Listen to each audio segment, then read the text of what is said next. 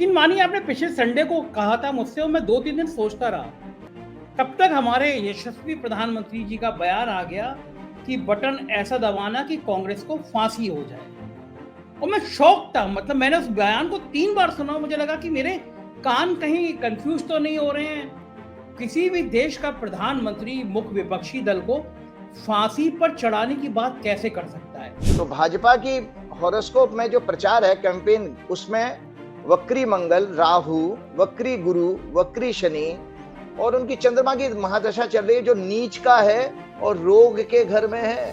तो ये जो बयान प्रधानमंत्री जी का आया है, ये मानसिक रोगी होने का संकेत देता है। मुझे याद आई कि राजीव जी ने कहा था कि सबसे निचले स्तर तक चला जाएगा चुनाव प्रचार, तो चला गया। ये कैलकुलेशन करते कैसे हैं आप? आपको कैसे पता था कि हमारे प्रधानमंत्री जी सारी मर्यादा लांघ जाएंगे, सारे नैतिकता ताक पे रख देंगे और फिर ऐसी बातें करेंगे? ये सब चीजें कहाँ से लाते हैं राजीव जी? तो ये उस गांधी का देश है जहां का प्रधानमंत्री आज 75 साल के बाद हिंसा की बात करता है। ये मेरी समझ से परे है कि इनको हो क्या गया है। मैं प्रार्थना करूंगा भगवान से इनका स्वास्थ्य अच्छा जल्दी से जल्दी हो, कोई इनको अच्छे डॉक्टर को दिखाए, इनका स्वास्थ्य चेकअप कराना चाहिए। ये बहुत ही जो अभी हताशा, जो निराशा इनको जो मिल रही है, जब इनकी रैलीज में लोग नहीं आते हैं तो ये अपना आपा खो बैठे हैं। प्रियंका गांधी ने किसी रैली में ठीक कहा था, वो तेरे नाम में जो सलमान खान की कोई पिक्चर थी जिसमें सलमान खान रोता रहता था, तो मोदी जी का भी हाल यही हो चुका है। वो कहते हैं ना, एक बच्चा जो है हमारे अपने घरों में होता, माता पिता को भी नहीं अच्छा लगता, जो सुबह से बिस्तर से उठने से लेकर रोता रहता, रात तक रोता रहेगा। तो मोदी जी की हालत वही हो चुकी है। सब कुछ, सारी शक्तियां आपने कब्जे में कर रखी हैं, उसके बाद भी रो रहे हैं आप। घमंड, अभिमान, क्रोध, कठोरता, अज्ञानता, ये सब राक्षसों के गुण हैं। और का घमंड है वो। आज सुधीर चौधरी, अर्नब गोस्वामी के सामने हाथ जोड़े हुए खड़े हुए हैं, आप कह रहे हैं घमंड है। इतना विनम्र प्रधानमंत्री। आज एक फोटो ट्वीट हो रही है, 4 पत्रकार खड़े हैं, उसमें से 2 वो हैं जो जेल यात्रा करके आए हैं, और जेल यात्रा करके भी किसी वो खबर के चक्कर में नहीं आए हैं। एक ब्लैकमेलिंग में, एक फोर्जरी में, धोखाधड़ी में। तो प्रधानमंत्री ऐसे 420 पत्रकारों के सामने जो लंबे लंबे समय तक जेल में होके आए हैं, उनके सामने हाथ जोड़ के खड़े हैं और आप कह रहे हैं प्रधानमंत्री को घमंड है। नमस्कार, मैं हूं संजय शर्मा। आप देख रहे हैं 4PM न्यूज नेटवर्क। मुझको पता है कि संडे को आपको बड़ा बेसब्री से इंतजार होगा राजीव नारायण जी का, खास तौर से 5 राज्यों के चुनाव के बारे में उनकी क्या राय है इस बारे में। तो मैं राजीव जी के पास ले चलूंगा आपको, विस्तार से बात करेंगे। 5 राज्यों के चुनाव के नतीजे क्या हैं, आ सकते हैं, इससे बात करेंगे। और पहले मैं हर बार जो कहता हूं, मैं फिर वही कहूंगा कि अगर आपको ज्योतिष में यकीन है तो आप राजीव जी की बात सुनिए। मेरा कोई अंधविश्वास फैलाने का इरादा नहीं है, लेकिन मैं मानता हूं कि ज्योतिष एक गणना होती है और भारत में सदियों से ज्योतिष पढ़ाया जाता है, बड़े बड़े विश्वविद्यालयों में पढ़ाया जाता है, और अब से नहीं, दसियों साल पहले से पढ़ाया जाता है। तो कुछ साथी जो हैं ज्योतिष के नाम पर नाक भों सिकोड़ते हैं, थोड़े थोड़े ज्यादा लेफ्टिस्ट हो जाते हैं वो तो, लेकिन मैं खुद ज्योतिष को मानता हूं, इसलिए मैं उनसे बात करता हूं, इसलिए अपने दर्शकों को सुनवाता हूं। तो मेरा विनम्र अनुरोध है, जिन लोगों को ज्योतिष में यकीन नहीं है वो इस वीडियो शो को ना देखें, लेकिन जिनको थोड़ी बहुत भी जानकारी रखती है, राजीव जी की फैन फॉलोइंग बहुत है। दुनिया में तमाम देशों से उनके लिए मेल आते रहते हैं, उनका नंबर मांगते रहते हैं। तो मैं राजीव जी के पास ले चलूंगा, लेकिन एक अधिकार मेरा आपके ऊपर है, तो मैं उस अधिकार को मांग रहा हूं। चैनल को बढ़ाइए, क्योंकि इस देश में, इस दौर में बहुत कम आवाजें बची हैं जो सत्ता की आंख में आंख डालकर सवाल कर सकती हैं। तो आप अगर कुछ नहीं कर सकते तो इतना मदद करिए कि चैनल को सब्सक्राइब करिए, और चैनल के नीचे ज्वाइन बटन है, उस ज्वाइन बटन को दबाइए, तो 4PM को ताकत दीजिए, जिससे हम मजबूती के साथ और मजबूती के साथ सत्ता से आंख में आंख डाल के सवाल पूछ सकें। तो देर नहीं करता हूं, ले चलता हूं सीधा राजीव जी के पास। बताएंगे कि वो 5 राज्यों में क्या क्या होने वाला है। पूरा इंटरव्यू आखिर तक सुनिएगा, बहुत मजेदार, बहुत शानदार, बहुत तीखी बातें हैं राजीव जी की आज के इंटरव्यू में। चलते हैं राजीव जी के पास। राजीव जी, स्वागत है आपका 4PM में। और मान गया मैं आपको, आपने कहा था कि भारतीय जनता पार्टी इस चुनाव में अपने प्रचार में सबसे निम्न स्तर तक चली जाएगी, ऐसा गणना में है। तो मुझे लगा कि बीजेपी क्या करेगी, हिंदू मुसलमान करेगी, ज्यादा से ज्यादा धर्म को लेकर राजनीति करेगी, वो करती आई है। तो मैं बड़ा सोच रहा था कि राजीव जी ने कहा कि सबसे निचले स्तर पर चली जाएगी बीजेपी, तो ऐसा निचला स्तर क्या होगा? यकीन मानिए, आपने पिछले संडे को कहा था मुझसे और मैं 2-3 दिन सोचता रहा। तब तक हमारे यशस्वी प्रधानमंत्री जी का बयान आ गया कि बटन ऐसा दबाना कि कांग्रेस को फांसी हो जाए। और मैं शॉक था, मतलब मैंने उस बयान को 3 बार सुना, मुझे लगा कि मेरे कान कहीं कंफ्यूज तो नहीं हो रहे हैं।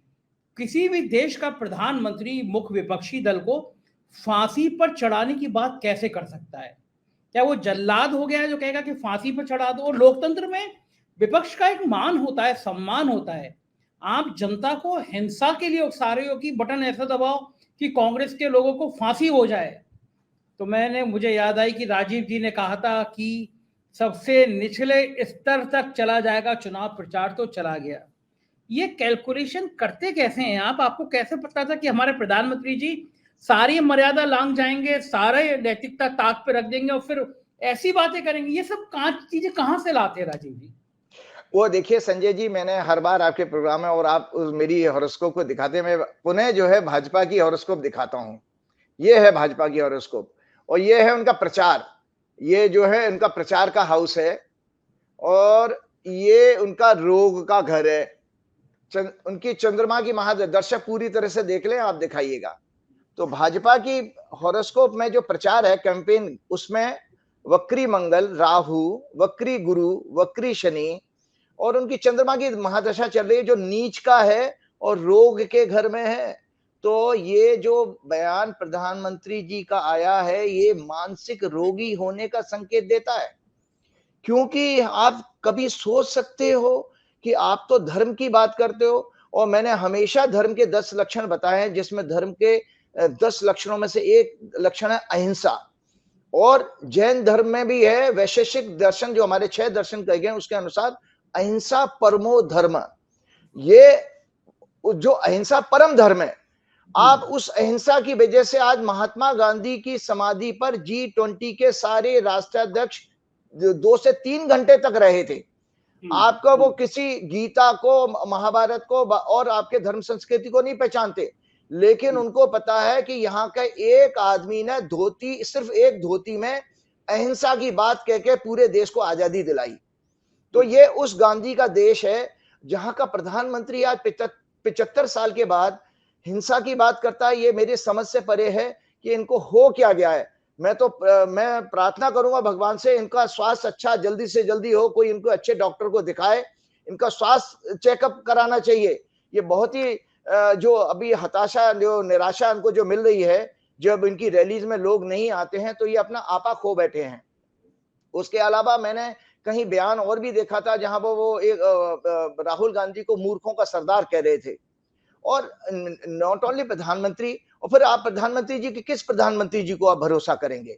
वो प्रधानमंत्री जो जिसकी बुनियाद सत्ता की झूठ से शुरू हुई है। मैंने अपने पिछले प्रोग्राम में भी कहा था, पाप और पुण्य की व्याख्या ये सारे धर्म महात्मा हमारे देश के सुन लें कि पाप को केवल अज्ञानता और झूठ का सहारा लेकर के जीवन को जीने को सबसे बड़ा पाप कहा गया है। और जो पुण्य माना गया है कि सत्य को जीना, सत्य को बोलना, सत्य की बात करना, सत्य को मानना, सदा सत्याचार, सत्य का आचरण करना, ये हमारे पुण्य माने गए। तो इसका मतलब आप पाप के ऊपर तो सत्ता लेकर के आए थे। आपको नहीं पता, आपने नोटबंदी करी और वो 2000 का 500 का नोट चलाया, फिर 2000 का नोट बंद कर दिया। किसके लिए चलाया था और किसके लिए बंद किया, ये आप प्रश्न चिन्ह लग गया है भाई साहब। आप ब्लैक मनी की बात करते हैं, ब्लैक मनी उससे ज्यादा आ गया है। आप बात करते हैं कि आप देखिए आपके कार्यकाल में 10 साल में, आप 10 साल के कार्यकाल में रहने के बाद, यूपीए का 10 साल का था, 10 साल में आप भी सत्ता में हैं, लेकिन फिर भी आप रो रहे हैं। आज शासन आपके पास है और उसके बाद फिर भी रो रहे हैं। वो प्रियंका गांधी ने किसी रैली में ठीक कहा था, वो तेरे नाम में जो सलमान खान की कोई पिक्चर थी जिसमें सलमान खान रोता रहता था, तो मोदी जी का भी हाल यही हो चुका है। वो कहते ना, एक बच्चा जो है हमारे अपने घरों में होता, माता पिता को भी नहीं अच्छा लगता, जो सुबह से बिस्तर से उठने से लेकर रोता रहता, रात तक रोता रहेगा। तो मोदी जी की हालत वही हो चुकी है। सब कुछ, सारी शक्तियां आपने कब्जे में कर रखी हैं, उसके बाद भी रो रहे हैं आप। तो ये बड़ा दुख की बात है। इन्होंने प्रज्ञा ठाकुर के बयान को कहा कि मैं दिल से माफ नहीं कर पाऊंगा, लेकिन आपने तो उनको कोई दंड नहीं दिया। आपने वो नूपुर शर्मा और वो एक और कोई आपके दिल्ली के प्रदेश अध्यक्ष जो कुरान के लिए उन्होंने जो बात कही थी, मतलब और बिधूड़ी ने जो बयान दिए संसद में, किसी भी जगह पर कोई उदाहरण बता दे कि संघ के किसी मोहन भागवत से लेकर संघ के किसी प्रचारक ने या भाजपा के किसी बड़े नेता ने इस पर दुख जाहिर किया हो या माफी मांगी हो देश के साथ। तो भाई साहब, मैं फिर वापस गीता की तरफ आता हूं। मैं दर्शकों को दिखा रहा हूं, ये आप अगर भगवान की बात नहीं सुन सकते तो आप बताइए आपका कैसे कल्याण होगा। ये गीता है, भागवत गीता। भागवत गीता, इसमें कौन सी बात ऐसी कह रहे हैं जो हमारे प्रधानमंत्री जी सुनते नहीं हैं? बताइए, प्रधानमंत्री जी वही, तो मैं गीता प्रधानमंत्री जी नहीं सुनते, मैं बल्कि इनका व्यक्तित्व, इनका चरित्र बता रहा हूं। भगवान ने गीता के चैप्टर 16 में ये कहा है, दंभ, घमंड, अभिमान, क्रोध, कठोरता, अज्ञानता, ये सब राक्षसों के गुण हैं। और का घमंड है वो। आज सुधीर चौधरी, अर्नब गोस्वामी के सामने हाथ जोड़े हुए खड़े हुए हैं, आप कह रहे हैं घमंड है। इतना विनम्र प्रधानमंत्री। आज एक फोटो ट्वीट हो रही है, 4 पत्रकार खड़े हैं, उसमें से 2 वो हैं जो जेल यात्रा करके आए हैं, और जेल यात्रा करके भी किसी वो खबर की चक्कर में नहीं आए हैं, एक ब्लैकमेलिंग में, एक फोर्जरी में, धोखाधड़ी में। तो प्रधानमंत्री ऐसे 420 पत्रकारों के सामने जो लंबे लंबे समय तक जेल में होके आए हैं, उनके सामने हाथ जोड़ के खड़े हैं, और आप कह रहे हैं प्रधानमंत्री को घमंड है। आप मुझे बताइए, बताइए राजीव जी, किस देश का प्रधानमंत्री ऐसा होगा कि जब वो पहला इंटरव्यू देगा तो एक तिहाड़ी को, जो तिहाड़ में 420 करने में, रिश्वत मांगने में जेल में रहो, लेकिन पहला इंटरव्यू उसको देगा? कौन प्रधानमंत्री ऐसा होगा जो अपनी दीपावली मिलन की पार्टी में ऐसे फ्रॉडियों को बुलाएगा? पूरी दुनिया में सम्मान है रवीश का, तो ऐसी पार्टी में रवीश का नाम नहीं आता कि भाई रवीश को भी इनवाइट करो। अमेरिका से के लगे लंदन तक पूरी दुनिया मानती है भारत का कोई शानदार पत्रकार है तो रवीश है। लेकिन कौन आएंगे पत्रकार जो 420 में, जो धोखाधड़ी में महीनों जेल तक रहे हैं, बाकायदा रहे हैं? तो आप कह रहे हैं घमंडी। इतना विनम्र प्रधानमंत्री कहाँ होगा जो ऐसे फ्रॉडियो लोगों के आगे भी हाथ जोड़ के खड़ा हो? वो ऐसा है ना कि मैंने आपको कहा ना, वो पाखंड की कहा ना भगवान ने, तो पाखंड तो ये पाखंड ही दिखाई देता है कि आपको जो है फरेबी, बहरूपिये, झूठ बोलने वाले ही पसंद आएंगे। और ये देखो पापियों की जमात है, चाहे उसमें मीडिया भी उसमें शामिल है। तो भगवान ने एक जगह और कहा है 16वें श्लोक में, इसी में, मैं बड़ा धनी हूं, बड़े कुटुंब वाला हूं, मेरे समान दूसरा कौन है, मैं यज्ञ करूंगा, मैं दान करूंगा, मैं आमोद प्रमोद करूंगा। इस प्रकार अज्ञान से मोहित रहने वाले तथा अनेक प्रकार से भ्रमित चित्त वाले, मोह जाल से डूबे हुए, विषय भोगों में लिप्त, आसक्त आसुरी लोग नरक में, अपवित्र नरक में जाते हैं। तो भगवान ने 16वें अध्याय के 16वें चैप्टर में ये कह दिया कि इन सब पापियों की जगह, मरेंगे तो सभी, हमें भी दुनिया से जाना, ये पापियों की सबकी जगह नरक में है। मैं आपको बता देता हूं, एक कहा जाता है, एक ऐसी कहावत है कि जो लोग झूठ को प्रचार प्रसारण करते हैं वो अगले जन्म में छछूंदर बनते हैं। और छछूंदर की जगह कहां? तो ये जो मीडिया के जितने भी मीडिया के जो लोग हैं, अगला जन्म इनका छछूंदर का होना है। और छछूंदर कहां रहते हैं? नाली में, नाली में। हंसी आ रही है कि आप कह रहे हैं जो झूठ का संचार करेंगे, फरेब का संचार करेंगे, वो छुचुंदर बनेंगे।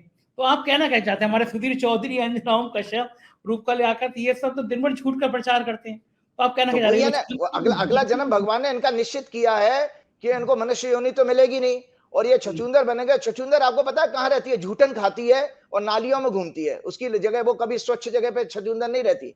तो ये लोग भी झूठन ही खा रहे हैं सरकार की, जो उनको एडवर्टाइजमेंट का पैसा मिलता है।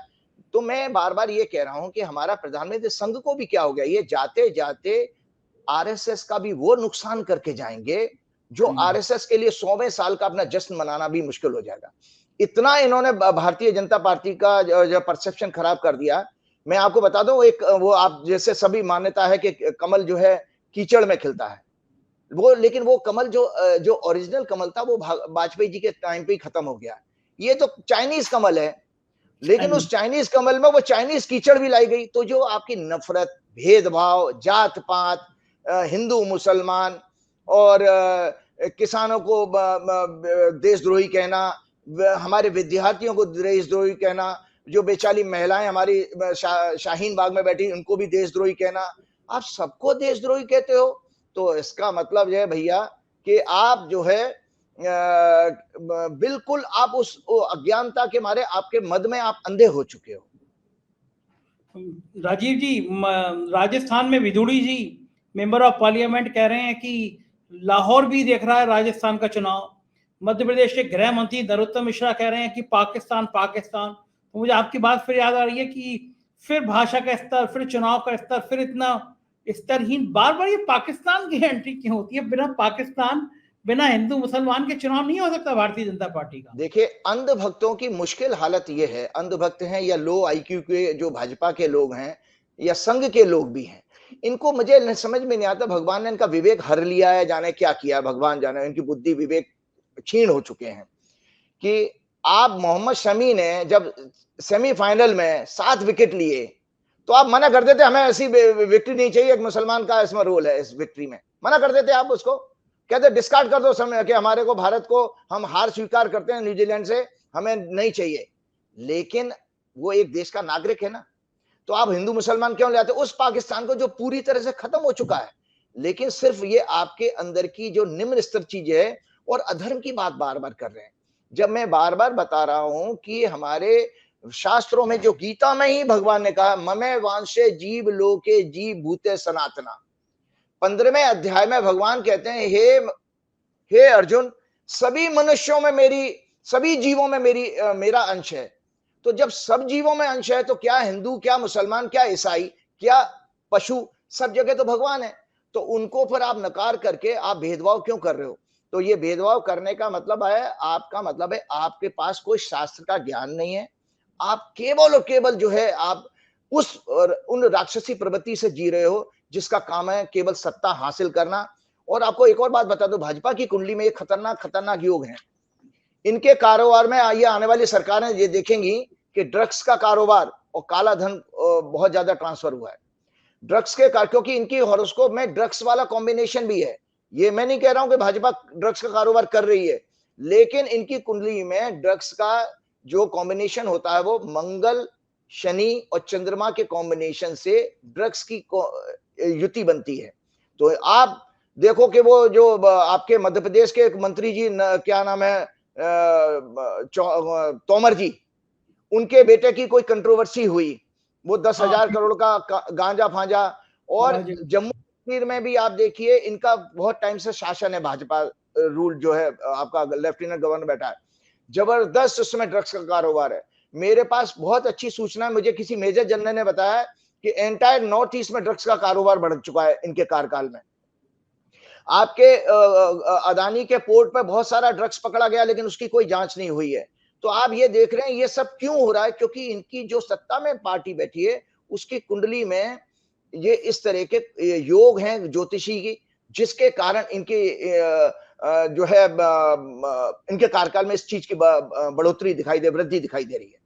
तो लेकिन एक बात बताइए राजीव जी, अगर ये कार्यकाल में नशे के योग दिख रहे हैं कि बढ़ोतरी होगी, तो क्या उस जन्म पत्री में ये भी संकेत है कि अगर सत्ता जाती है तो फिर यह सत्ता रहते हुए भी इसकी जांच होगी या पकड़े जाएंगे कुछ लोग जो बड़े सौदागर हैं, जो बड़ा नशे का रैकेट चला रहे हैं? क्या इस जन्म पत्री में ऐसा भी योग है कुछ? जी बिल्कुल, ये हम भारत की कुंडली से देखेंगे।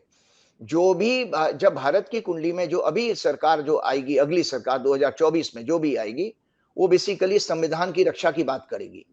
और इसी में संविधान की रक्षा मैंने बार-बार आपके 2-3 प्रोग्राम कर चुका हूं जिसमें मैंने कहा था जुडिशरी इस देश को बचाएगी और सुप्रीम कोर्ट का इसमें सबसे बड़ा रोल है।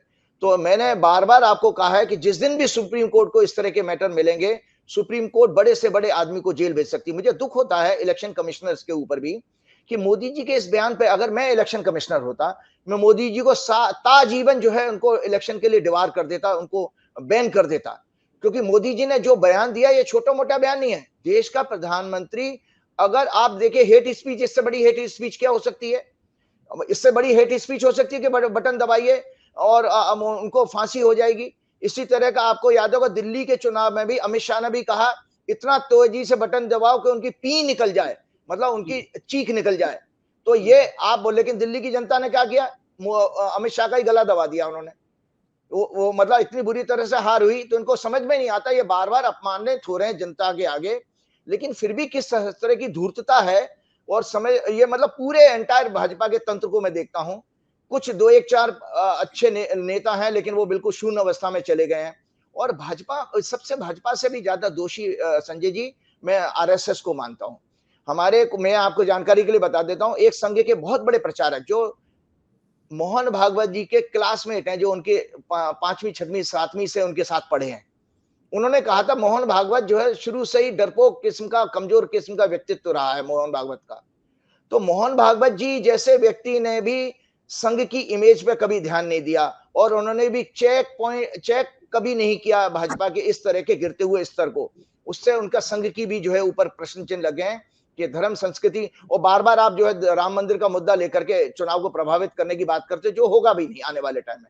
एक और चीज मैं बता, जी एक सेकंड राजीव जी, मैं इसी मुद्दे पे लाऊंगा। आपने मुझसे कहा कि जन्म पत्री में यह है कि तो अगली सरकार आएगी वो संविधान की रक्षा करेगी। आपने ये भी कहा कि सुप्रीम कोर्ट जुडिशरी से इनको डंडा पड़ेगा, टाइप के भाव कहे आपने। तो आपने, मुझे याद है जब चंद्रचूड़ साहब ने शपथ ली थी तो आपने उनकी जन्म पत्री देख के मेरे शो में कहा था कि चंद्रचूड़ साहब ऐसे जज होंगे जो सरकार के कई फैसलों पर सवाल खड़े करेंगे, सरकार के कुछ अफसरों को दंडित करेंगे। क्या वो योग बन रहा है? और जो आपने नशे का कारोबार किया की बात कही, क्या नशे के कारोबार की और चंद्रचूड़ साहब के दंड की कोई आपस में तुलना की जा सकती है? क्या उनकी कलम से आदेश होने की संभावना है? जी बिल्कुल, आपको पता है मैंने चंद्रचूड़ साहब की जो प्रेडिक्शन थी उसके ट्वीट भी आपके भेजे थे, जो आपने अपने प्रोग्राम में दिखाए थे कि उनके ओथ लेते ही मैंने 24 घंटे के अंदर जो ट्वीट किए थे कि ये जुडिशरी जो है बहुत स्ट्रॉन्ग से स्ट्रॉन्ग जजमेंट लेगी, जजमेंट देगी जो सरकार के लिए डेथ वारंट होंगे। इनके पास जब भी मुद्दा, अब आप देखिए कितना भेदभाव है। जो नरेंद्र तोमर जी के बेटे का जो किस्सा आया, संजय सिंह से लेके मनोज सिसोदिया से लेके दूसरी पार्टी के लोग नेता जेल में बंद हैं, जो आरोप अभी तक सिद्ध नहीं हुए, लेकिन यहाँ पर आरोप लग रहे हैं और उसके एक जांच तक भी आपकी जांच एजेंसियों ने नहीं शुरू करी है तोमर जी के बेटे के खिलाफ। इसके अलावा आप देखिए दिल्ली, मैंने अपने पिछले प्रोग्राम में कहा था कि स्कैंडल्स, फाइनेंशियल स्कैंडल, पिछले प्रोग्राम में कहा था ब्यूरोक्रेट्स के, पॉलिटिशियंस के फाइनेंशियल स्कैंडल्स उजागर होंगे। तो नरेंद्र तोमर जी का बेटे का जो मध्य प्रदेश में बहुत बड़ा मुद्दा बना है चुनाव के प्रचार में, वो एक्सपोज हुआ। और उसी के बाद ये नरेश कुमार दिल्ली के चीफ सेक्रेटरी और एक और बड़े आईएएस अधिकारी जो है अश्विनी कुमार, दोनों के खिलाफ अपने बेटों को 800,000 करोड़ के आसपास का फेवर करने का वो आरोप चल रहा है, लेकिन कोई जांच नहीं हो रही है। इसके अलावा आप देखिए कि भाजपा की कुंडली में ये मित्रता का सहयोग का घर है कि जितने भी हिंदुस्तान के बड़े से बड़े अपराधी हों, धोखेबाज हों और क्या कहने में मायावी लोग, इनके साथ इनका सहयोग हमेशा रहेगा। यही कारण है कि जितने भ्रष्टाचारी थे वो भाजपा में जाकर के जुड़ गए, वो गंगा से धुल करके शुद्ध हो गए, क्योंकि उनकी कुंडली में है। तो आपका ये दोहरा मापदंड नहीं दिखाई देता कि आप एक तरफ भ्रष्टाचार की बात कर रहे हो लेकिन लोगों को तो आपने साथ में ले रखा है। तो वो सिर्फ इसलिए ले रखा है कि वही वाली बात कि कमल के साथ कीचड़, तो कीचड़ ही कीचड़ है चारों तरफ देश भर में। और बार बार मैं आपको बताता हूं कि जब तक ये सरकार सत्ता में रहेगी, अगर भक्त जो है, भक्त का मतलब है जो ब्लाइंड फॉलोअर्स हैं, वो जब तक इस चीज को नहीं देखेंगे, जब तक उनको भगवान ईश्वरी ज्ञान, बता रहा हूं, जब तक आपका परमात्मा की कृपा नहीं होगी तब तक उनके आप कारनामों को नहीं आप देख पाओगे। तो हनुमान जी की प्रार्थना करिए कि भाई इनसे मुक्ति मिले, अन्यथा ये देश को जाते जाते इस हद तक बदनाम कर देंगे कि 80 करोड़ लोगों को 5 किलो अनाज पे उन्होंने लाके पटक दिया है। आप उन 5%, 10% लोगों के पास वेल्थ चली गई है, जो कि लंदन में जाके दारू की पार्टी करते हैं। आपका एडवोकेट भी जो है, जो सुप्रीम कोर्ट में केस को प्रेजेंट करता, वो भी उसकी तीसरी शादी, चौथी शादी थी, उसमें सब लोग जाम ले करके जाम से जाम टकरा रहे हैं और देश की जनता बेवकूफ बन रही है। और मैं देश की जनता को आज आपके इस माध्यम से मैं फिर पुनः हाथ जोड़ के विनती करता हूं, आप पहचानिए, आपकी इसी तरह की नाकारता थी जो आपने बिल्कुल अपना विजडम खो दिया, जिससे आप अंग्रेजों के आगे गुलाम बने और मुसलमानों के भी इतने वर्ष गुलाम रहे। क्योंकि वो गुलामी नेचर क्या रही है कि आप थोड़ी सी कोई जो है झूठ से आप प्रभावित होकर के उनकी जो है महिमा मंडन करने लग जाते हो। आप अपने शास्त्रों को पढ़िए तो आपका बड़ा अच्छा मार्गदर्शन होगा। राजीव जी, मुझे एक बात और बताइए, आपने एक भविष्यवाणी और करी थी कि इजराइल में जो युद्ध है इजराइल हमास का, इसमें इजराइल के सर्वे सर्वा का बहुत बुरा हाल हो जाएगा, उनके खिलाफ विरोध होगा। और बात तो सही होती है, आ रही है वहाँ अपने प्रधानमंत्री के खिलाफ भी लोगों ने लेटर लिखे हैं, एमपी वगैरह ने, विरोध हो रहा है, दुनिया में तो हो ही रहा है, लेकिन इजराइल के अंदर उनके अपने नेतृत्व के खिलाफ विरोध हो रहा है। ये बात आपने मुझसे 1.5 महीने पहले, 1 महीने पहले कह दी थी। हाँ, तो वो मैंने कही थी जैसे ही वो वॉर हुआ था, और मैंने आपको कहा कि इज़राइल जो है पूरी दुनिया में अलग-थलग पड़ जाएगा। आज देखो रिजल्ट आपके सामने है। आज पूरी दुनिया में इज़राइल अलग-थलग पड़ जाएगा, मतलब आज अमेरिका के लिए भी मुसीबत हो गई है इज़राइल का सपोर्ट करना। तो आज अमेरिका भी उस पे कह रहा है कि नहीं, ह्यूमैनिटेरियन ग्राउंड पर आपको गाजा हॉस्पिटल में ये सब नहीं करना चाहिए था। आज 16,000 18,000 सिविलियंस आपने मार डाले, हत्या करी है बेसिकली 16,000 18,000 लोगों की, और जिसमें आधे बच्चे हैं।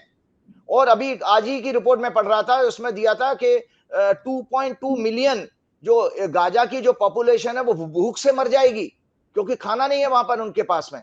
तो आप इतनी बड़ी करोड़ों लोगों को आप मारने जा रहे हो, और पूरा दुनिया जो है इसमें खामोश है। तो उसमें आपको पता है, आपके प्रधानमंत्री जी ने भी पहले जो है इजराइल का समर्थन कर गए थे, फिर बाद में उन्होंने अपनी मिस्टेक को हमारी फॉरेन जो एम्बेसडर ने वो उसको करेक्ट किया। और अभी आपको बताऊं, फिलिस्तीन के एम्बेसडर का मैं कुछ दिन पहले बयान पढ़ रहा था, उसने कहा था हमें भारत से कोई उम्मीद नहीं है। उसने कह दिया कि ना हम भारत के ऊपर तवज्जो देते हैं, ना हमें इनसे कोई उम्मीद है। मतलब वो इतना निराश हो चुके हैं आपकी विदेश नीति से। और मजे की बात है, आप स्टैंड चेंज कर रहे हो। उन अंधभक्तों को क्या हुआ? उन अंधभक्तों को क्या हुआ जो आपके मीडिया के जो बड़े नामी गिरामी पत्रकार बता रहे थे, जो जश्न मना रहे थे इजराइल ने जब अटैक किया। और आज अब मोदी जी ये कह रहे हैं कि नहीं, हम सिविलियन की हत्याएं बुरी बात है। आज वो फिलिस्तीन के साथ खड़े दिखाई दे रहे हैं। आज भक्तों की बड़ी मुसीबत हो गई है। अब भक्त बेचारे कहाँ जाएं, क्योंकि उन्होंने तो पाला बदल दिया, मोदी जी ने अपनी विदेश नीति बदल दी, बल्कि उन्होंने ह्यूमैनिटेरियन एड भी वहां पे भेजी थी। तो भक्त तो पहले कह रहे थे बहुत अच्छा हुआ मुसलमानों को मार दिया, लेकिन अब भक्त क्या करेंगे जब मोदी जी ने स्टैंड बदल दिया? तो ये दुखद बात ये है, भक्तों को भी ये सुनना चाहिए, अगला जन्म मानव जीवन नहीं मिलेगा इन लोगों को भी। अगर जीवन मिलेगा तो वही योनि मिलेगी जिसमें टुकड़ा डाल के वो पूंछ हिलाते ना, वो वाली।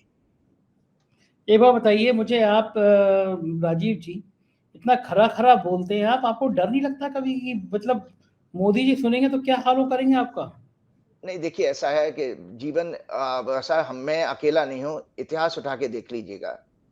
सत्य बोलना जो होगा वो उस पे आपकी अगर जन्म और मृत्यु तो एक ही बार होनी है। अगर सत्य बोलते हुए लोगों को जागृत करते हुए आपके प्राण भी चले जाएं, तो ये तो आप इससे बड़ा पुण्य मेरे लिए क्या होगा?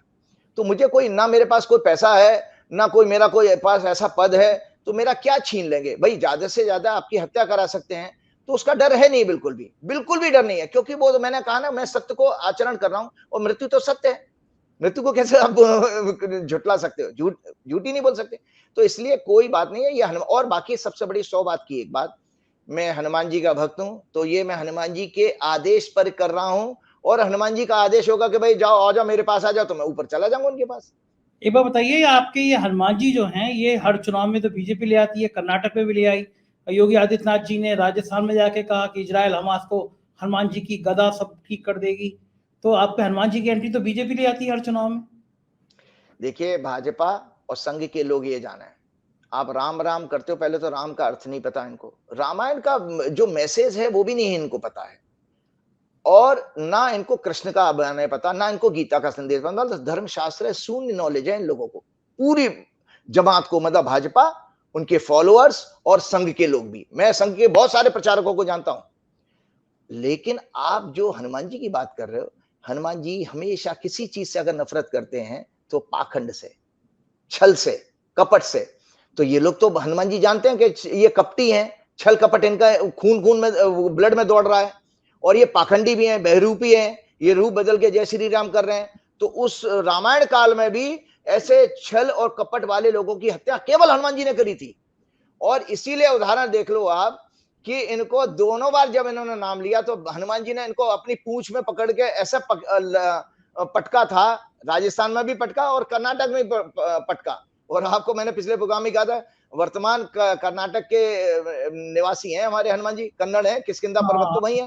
तो इसीलिए तो कर्नाटक में हारे ये। तो हनुमान जी को ये पसंद नहीं है, याद रखिए। इसीलिए बार बार कहता हूं, अगर 5 राज्यों में भी हार होगी इनकी, और जो होने जा रही है, वो होने इसलिए जा रही है क्योंकि मैंने पहले ही कह दिया था कि 16 अक्टूबर को जो मंगल राशि, 16 नवंबर को सॉरी, जो मंगल राशि बदला है वो कांग्रेस की कुंडली में भाग्य स्थान में आया।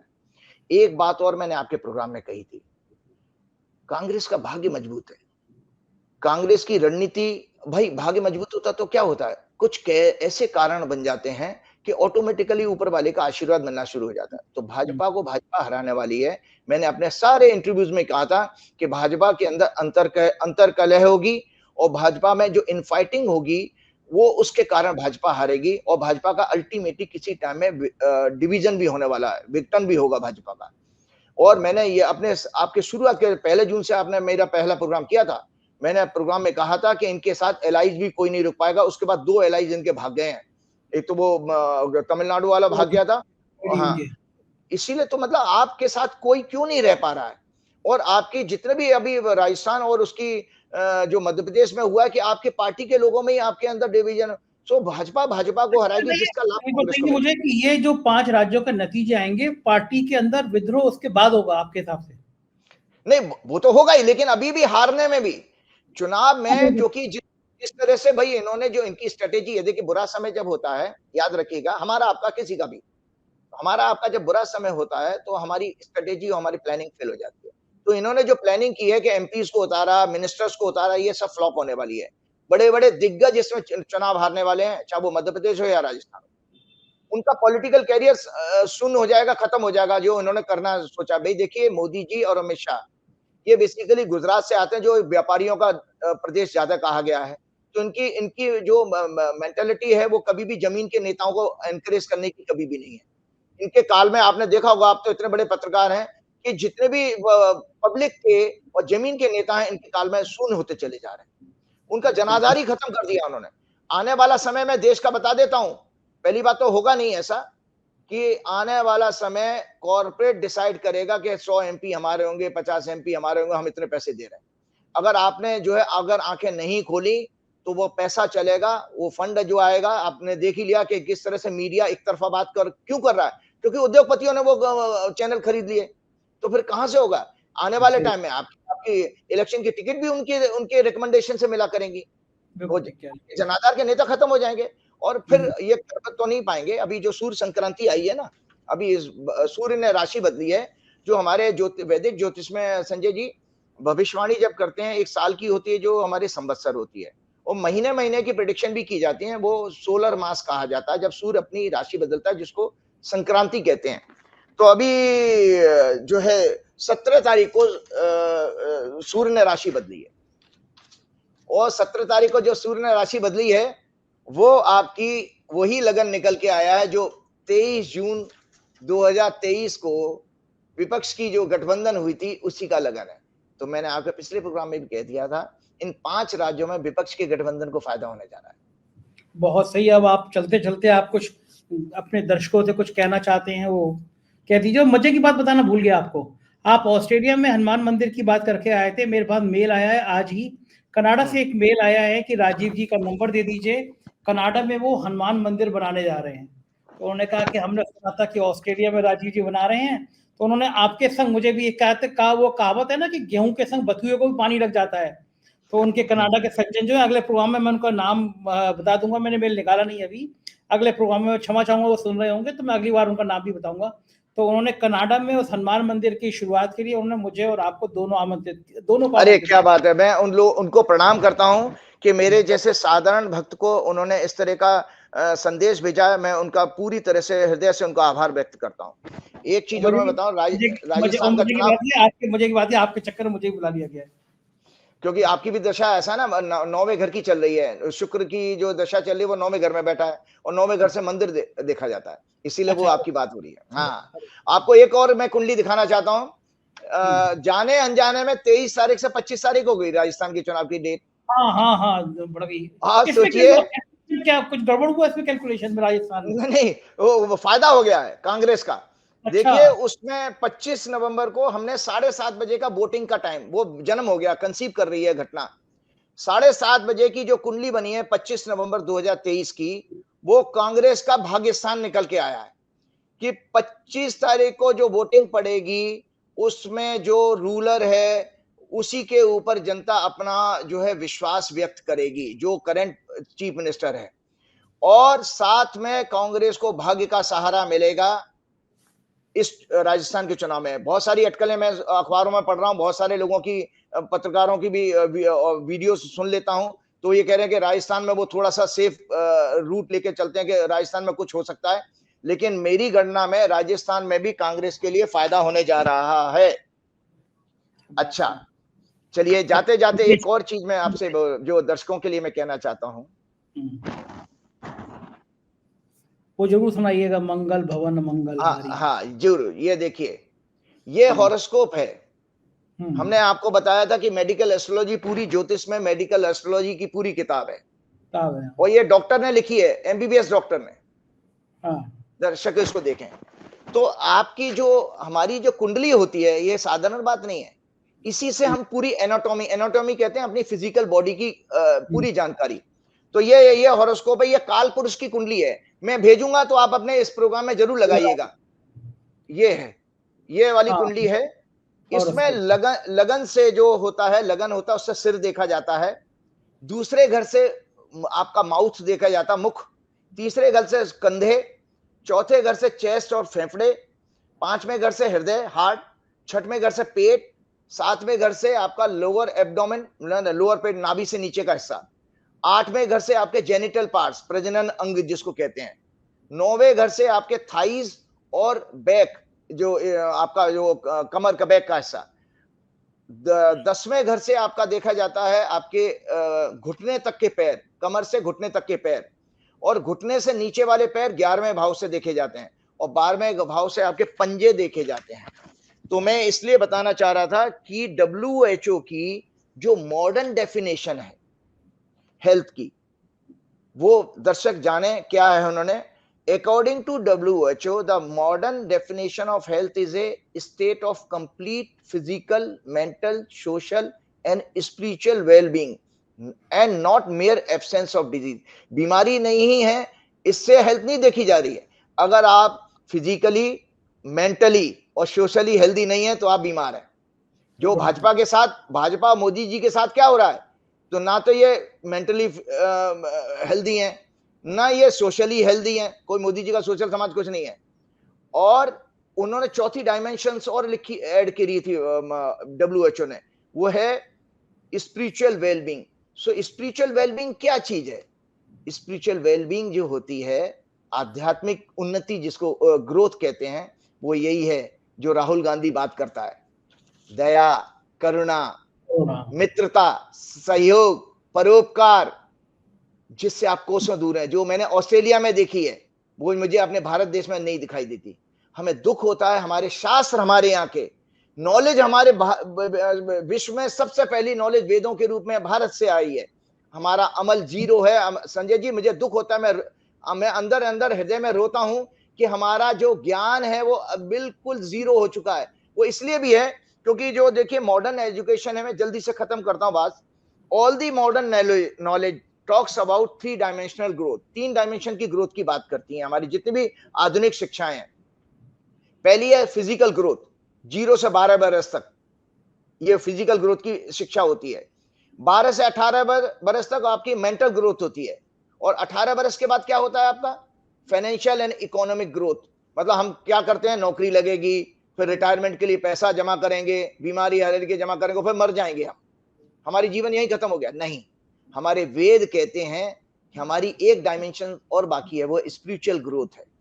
तो स्पिरिचुअल ग्रोथ क्या है, तो वो हमारी मॉडर्न एजुकेशन के पास सब्जेक्ट नहीं, वो भारतीय दर्शन में है। तो स्पिरिचुअल ग्रोथ जो होती है, spiritual growth where the person try to find out the knowledge about himself. मैं अपने बारे में जानना जान पाऊं, ये नॉलेज, ये स्पिरिचुअल ग्रोथ है।